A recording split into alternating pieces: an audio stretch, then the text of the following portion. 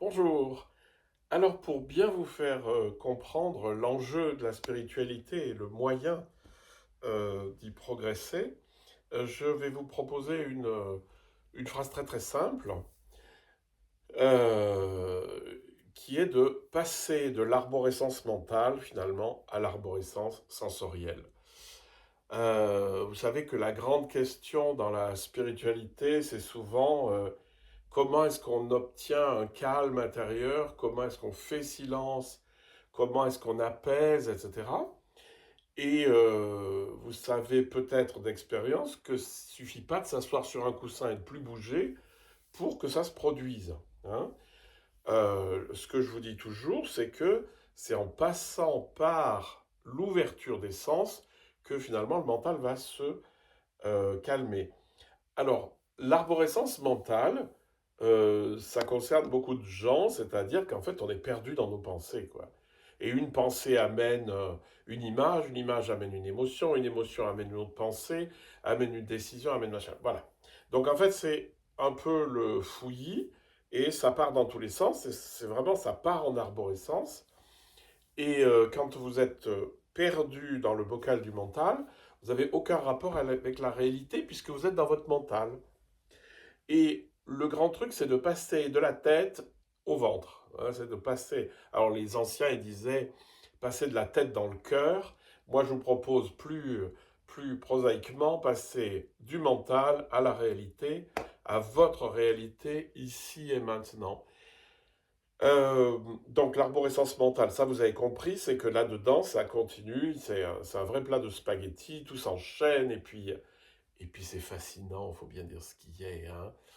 Soyez quand même honnête avec vous-même. Des fois, c'est vachement bien de se construire des châteaux en Espagne, c'est ça l'image. Et, euh, et en fait, pendant tout le temps que vous faites ça, ça satisfait beaucoup le cerveau parce que il a à bouffer et puis il est content parce que ouh, ça bouge, ça bouge, ça bouge.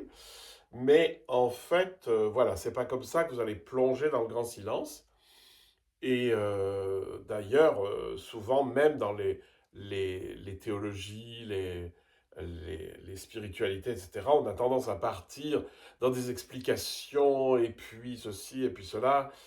Toutes les traditions ont énormément de contenu intellectuel, passionnant la plupart du temps, mais c'est pas là que ça se passe au niveau de l'expérience et au niveau de ce qu'on est.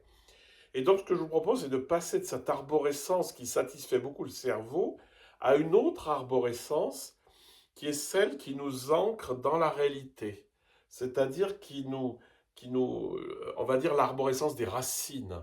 Ça, vous allez vous rebrancher sur les racines, c'est-à-dire ouvrir tous les sens, tout accueillir, le visuel, l'auditif, le sensible, le poids, la posture, la respiration, etc.